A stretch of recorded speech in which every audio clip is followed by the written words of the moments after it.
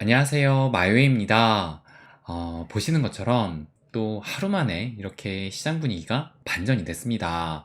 그래서 뭐 거의 하락한 종목이 안 보일 정도로 대부분의 종목이 지금 상승을 보이고 있는데, 그래서 이 비트코인 같은 경우가 어제 한때는 28K도 넘어섰는데 지금은 다시 좀 소폭 빠지면서 27.3K 정도를 보이고 있고, 뭐 이더나 XRP 역시 뭐 간밤의 상승보다는 조금 빠졌지만 그래도 또 상승세를 이어나가고 있어요. 그러면 왜 이런 상승이 나왔느냐? 뭐 이미 여러분도 아시겠지만 미 법원에서 이 금융당국, 그러니까 SEC한테 비트코인 현물 ETF 반려 결정을 재검토로 하라라고 명령을 했습니다. 그러면서 이 연방 항소법원이 SEC의 판단 기준은 너무 자의적이다라고 했어요. 그래서 이 판사가 뭐라 그랬냐면, 이 네오미 라오 판사가 이 위원회, 그러니까 SEC는 유사 상품과 다른 결정을 내린 이유를 설명하지 못했다라고 하면서, 그레이스케일의 신청을 반려한 것은 자의적이고 변덕스러운 결정이다라고 얘기를 했습니다.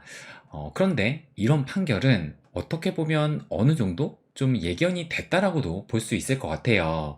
왜냐면 이 기사를 한번 보시면, 이게 2023년 3월달 기사인데, 그때 이 미 항소법원 판사가 이 비트코인 현물 선물 가격 구분에 대한 이 SEC의 논리에 좀 회의적인 의문이 든다라고 제기를 했어요. 그러니까 이 기사를 보시게 되면 이 네오미라오 판사, 그러니까 좀 전에 이 동일한 판사가 그때도 뭐라고 얘기를 했냐면, SEC는 비트코인 선물 가격과 현물 가격 사이의 관계를 잘 설명해야 된다. 개인적으로 이해하기에는 본질적인 파생 상품으로 보이며, 비트코인 현물과 선물 가격은 99.9%의 시간을 같이 움직인다라고 얘기를 했어요. 그러니까 이 판사가 보기에는 비트코인 현물 가격과 선물 가격은 거의 같이 움직이고 있는 상황인데, 그런데 이 SEC가 현물 비트코인 ETF를 반대한 그 이유가 뭐였냐면은, 선물 시장 같은 경우는 이 CME 거래소, 그러니까 시카고 상품 거래소에서 이곳 한 곳에서만 거래가 되는데, 비트코인 현물 시장 같은 경우는 여러 거래소에서 거래가 되기 때문에 뭐 시세 조작 등이 발생될 수 있다라는 이런 논리로 지금 거부를 했던 거예요. 그런데 판사가 보기에는 현물과 선물 사이에는 그 가격 차이가 별로 없다라고 이미 3월 달에 얘기를 했었습니다. 그러다 보니 또 이 기사를 보시게 되면, 이번 재판부의 판결이 만장일치로 그레이스케일의 손을 들어줬다라고 해요. 그래서 이 사건 재판부는 총 3명인데, 그 조금 전에 말한 이 네오미 라오 판사와 또 그 외 또 다른 2명, 이 모두가 이 SEC의 반려 결정은 매우 자의적이고 일관되지 못하다라고 동의를 했습니다. 그렇다면 이것도 한번 생각을 해보자고요. 그러니까 왜 이 그레이스케일이 GBTC를 비트코인 현물 ETF로 전환을 하려고 하는지, 그 이유를 한번 좀 말씀을 드려볼게요. 그러니까 이 그레이스케일의 GBTC는 이 신탁 상품인데 ETF하고 어떤 것이 다르냐. 그러니까 이 GBTC 같은 경우는 비트코인을 담보로 해서, 그러니까 GBTC를 만들어 가지고 그것을 1000분의 1 비율로, 쉽게 말해서 주식을 발행했다라고 생각을 하시면 돼요. 그렇다면 주식 같은 경우는 뭐 수요가 많을수록, 그러니까는 많이 매수를 할수록 또 가격이 올라가기도 하고, 반대로 매도세가 많으면 또 가격이 떨어지기도 하잖아요. 그래서 이 GBTC도 마찬가지로 이 가격에 대해 프리미엄 혹은 할인율이 또 발생이 됩니다. 그러니까는 비트코인의 가격이 있음에도 불구하고 이 GBTC 가격은 그 비트코인 가격보다 좀 더 비싸게 팔리기도 하고, 반대로 더 싸게 팔리기도 한다는 거예요. 그래서 요걸 한번 보시게 되면, 요게 그레이스케일의 BTC, 그러니까 GBTC의 프리미엄, 이 할인율을 나타내는 건데, 요게 지금 이 타임 테이블에서 작년 한 11월 달이 요때 이 FTX 사태가 터졌었잖아요. 그래서 이때 이 비트코인의 가격이 많이 떨어졌었는데, 그럼 요걸 한번 보시면 작년 12월 9일에 이 비트코인의 가격이 이때가 거의 바닥이었으니까는 여러분이 기억하시기에도 한 15,000달러 중반에서 거래가 됐다라는 것을 또 기억을 하실 겁니다. 그래서 여기 프라이머리 프라이스를 보시게 되면 이 GBTC 같은 경우는 이 비트코인을 담보로 1000분의 1 비율로 발행이 됐기 때문에, 비트코인 가격 대략적으로 한 15,000달러에서 1000분의 1을 곱하게 되면 요 대략적인 한 15달러가 나와요. 그래서 이 프라이머리 프라이스가 실제 비트코인 가격의 1000분의 1을 곱한 거다라고 생각을 하면 되고, 그런데 실제 이 GBTC가 거래되는 이 세컨더리 프라이스는 보시는 것처럼 8.2달러로 그 프리미엄 비율이 마이너스 47%라는 것을 알 수가 있어요. 그러니까 실제 비트코인 가격은 15달러에서 거래가 돼야 되는데, 그때 한창 비트코인 가격이 폭락을 하고 수요가 적다 보니까 시장에서 거래되는 금액은 한 8달러 수준, 그러니까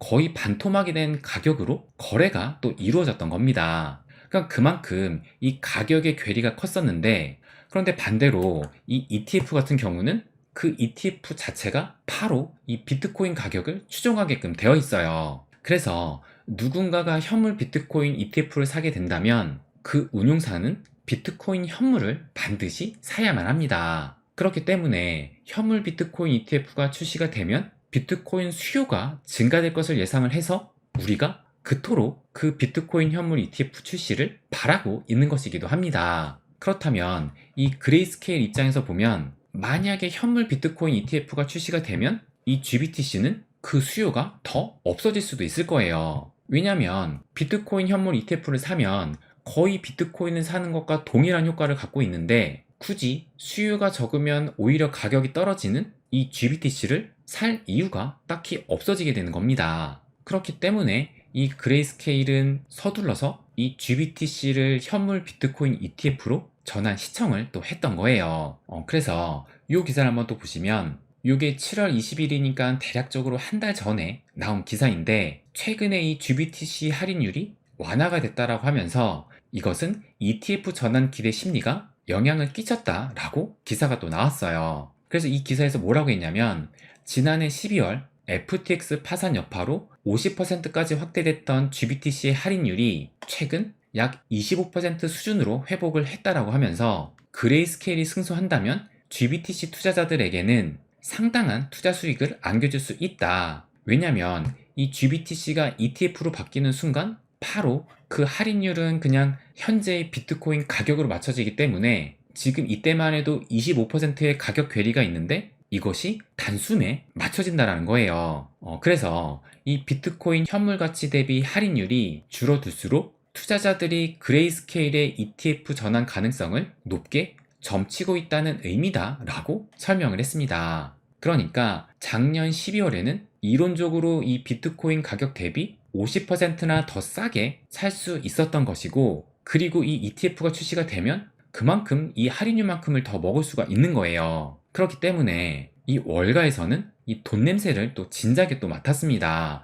그래서 이 기사를 보시게 되면 작년 11월이니까 이 FTX 사태가 터지고 난 직후에 이 아크 인베스트는 2021년 7월 이후로 처음으로 또 GBTC를 매수했다라고 하면서 그때 한 31만 5천 주, 280만 달러 상당의 이 GBTC를 또 매입을 했었고, 그리고 그 이후로도 12월까지 몇 차례 더 매수를 한 다음에 또 이 기사를 보시게 되면 이 아크 인베스트먼트가 이게 이제 5월 달에 나온 기사인데, 한 달 전 이 4월 달에 이 GBTC를 또 추가적으로 2만 2천 주 정도를 매입을 했다라고 이렇게 또 기사가 나오기도 했어요. 그런데 이 아크 인베스트먼트 뿐만 아니라 이것도 보시게 되면 이 모건 스탠리 역시 올해 1월 달에 360만 달러 상당의 GBTC를 매입을 또 했다라고 합니다. 그러니까 아마 지금 이들은 어제 이 판결을 보고 당연히 또 웃고 있을 거예요. 그래서 또 이 기사를 보시게 되면 이게 어제 판결 이후에 나온 기사인데, 이 GBTC의 2차 시장의 거래량이 2022년 6월 이후로 최대를 보이고 있다고 하면서 판결이 잘 나오니까 이 GBTC의 거래량이 전날 대비해서 12억 달러나 증가를 했다라고 해요. 그러니까 지금도 뭐 대략적으로 한 17% 정도의 할인율이 있다라고 하는데, 그 17%의 할인율이라도 먹기 위해서 지금 거래량이 하루 만에 급등을 하고 있다는 겁니다. 뭐 아직 이 SEC가 이 판결 이후로 과연 다시 승인을 할지, 아니면 항소를 할지, 아니면 또 다른 이유로 거절할지, 뭐 그 선택의 문제는 남아있지만, 만약 승인이 된다면 지금 시점에서는 바로 이 17%라는 그 할인율을 먹을 수 있기 때문에 그것을 위해서 지금 이 GBTC를 마구 사들이고 있다는 거예요. 그러면 이 그레이스케일이 과연 현재 얼마나 많은 이 비트코인을 가지고 있느냐, 요 이미지를 한번 보시게 되면, 그러니까 요것이 이 비트코인을 기관들이 얼마나 가지고 있느냐, 그것을 나타내주는 이미지라 볼 수가 있는데, 여기 보시면 ETF 같은 상품의 비트코인이 총 한 80만 개 정도가 있는데, 그 중에서 그레이스케일의 이 GBTC가 63만 개나 가지고 있다라고 해요. 그러니까 정말 어마어마한 물량을 가지고 있는데, 또 우리가 이 비트코인을 많이 가지고 있는 기업으로 또 마이크로 스트래티지를 빼놓을 수가 없잖아요. 그럼 이 마이크로 스트래티지가 얼마나 가지고 있느냐, 여기를 보시게 되면 이 마이크로 스트래티지는 대략적으로 한 14만 개 정도를 가지고 있고, 그런데 이것이 퍼블릭 컴퍼니, 그러니까는 상장 기업 중에서 한 21만 개를 가지고 있는데, 그 중에서 마이크로 스트래티지가 14만 개니까 상장 회사 중에서는 가장 많은 이 비트코인을 가지고 있고, 또 이 프라이베이트 컴퍼니, 그러니까 비상장 기업 중에서는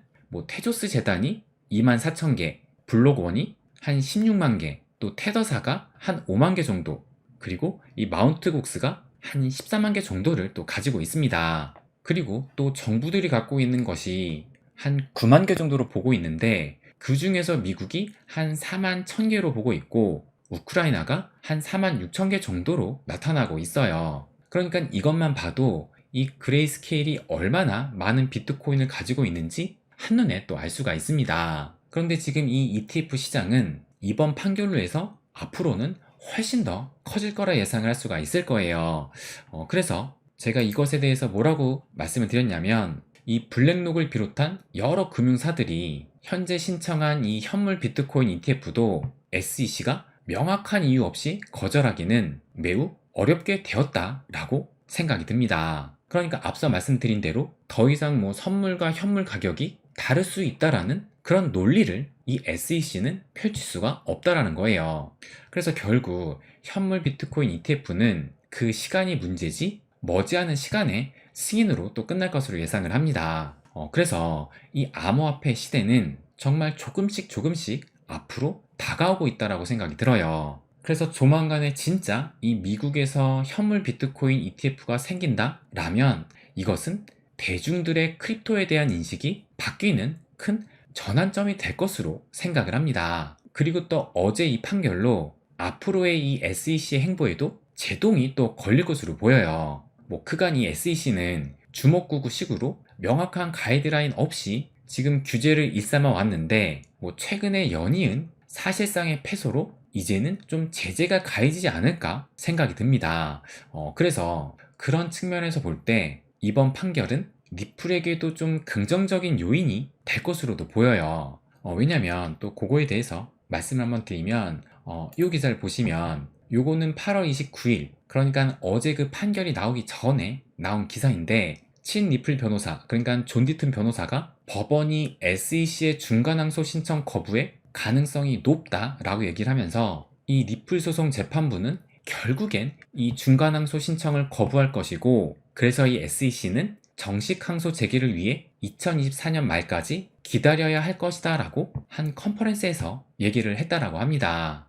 그래서 어제 이 그레이스케일 판결만 봐도 이 미국의 사법부는 뭐 SEC가 정부 산하의 기관이라고 해서 뭐 좀 더 유리하게 봐주는 것이 전혀 없다라고 볼 수가 있고, 그렇다면 이 리플과 SEC의 소송에서도 이 중간항소 신청이 이 또한 냉정하게 판단이 돼서 최종 거부될 가능성도 커 보인다라고 그렇게 또 생각이 들기도 해요. 그래서 이제 며칠 뒤면 또 9월이 되는데, 아마 이 중간항소 신청에 대한 최종 법원의 결론은 9월 안으로 또 나오게 될 겁니다. 그래서 어제 이 그레이스케일의 판결로 봐서는 이 중간항소 신청에 대한 판결도 좀 긍정적으로 예상을 할 수 있지 않을까?